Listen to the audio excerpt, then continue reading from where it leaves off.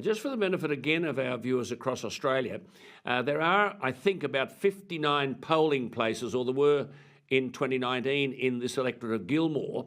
Labor in 2019 won a two-party preferred vote in 49 of the 59 places.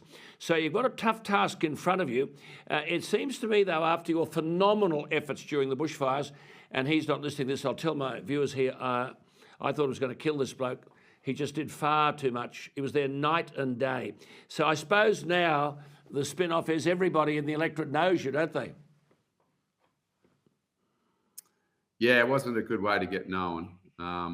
But, we've got a lot of personal journeys which people are taking in terms of their fire recovery, and it's still happening today, Alan. We've still got people who are dealing with builders and insurers who haven't been able to get their homes rebuilt, still living in shipping containers. And, I was there during the fires, obviously, but I've got every intention of staying the course and being with my community as long as I can be, because there's a big task ahead.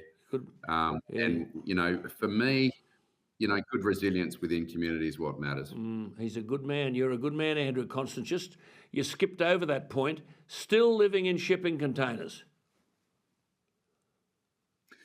Yeah, I met a couple only a month or so back who were still dealing with an insurance company. And in their case, their house hadn't burnt to the ground. They weren't able to live in the house and it was still standing. And there'd been 8 scope changes through the last 2 years in terms of what was to be paid out.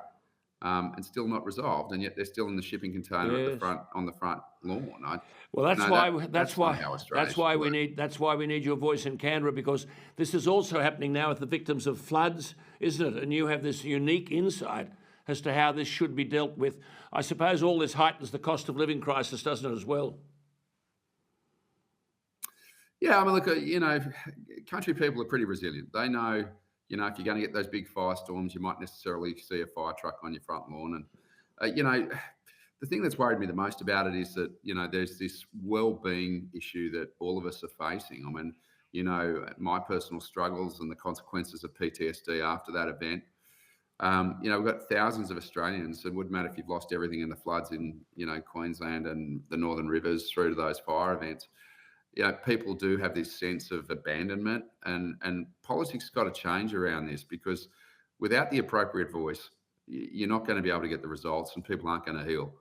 And, everything from being able to attract insurance for a business who wants to set up in regional Australia is near impossible now. And, I feel that we've got to be able to, lift the country. I think the adversarial nature of what we've seen, it's causing a huge disconnect for people, and we've got to change it. There's no doubt. It's got to be changed. Good on you. Well, I'm telling you out there, viewers, this is the bloke who'll change it. He's got a big heart.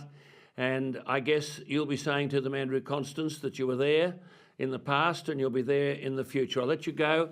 He's been campaigning all day from the beautiful Berry. Stay out of the rain and good luck. We wish you well. You have, I'm saying to viewers as well as to the man himself, he has this rare combination, rare in politicians, genuine compassion for those who suffer, and a willingness to listen to those whose voice is rarely heard.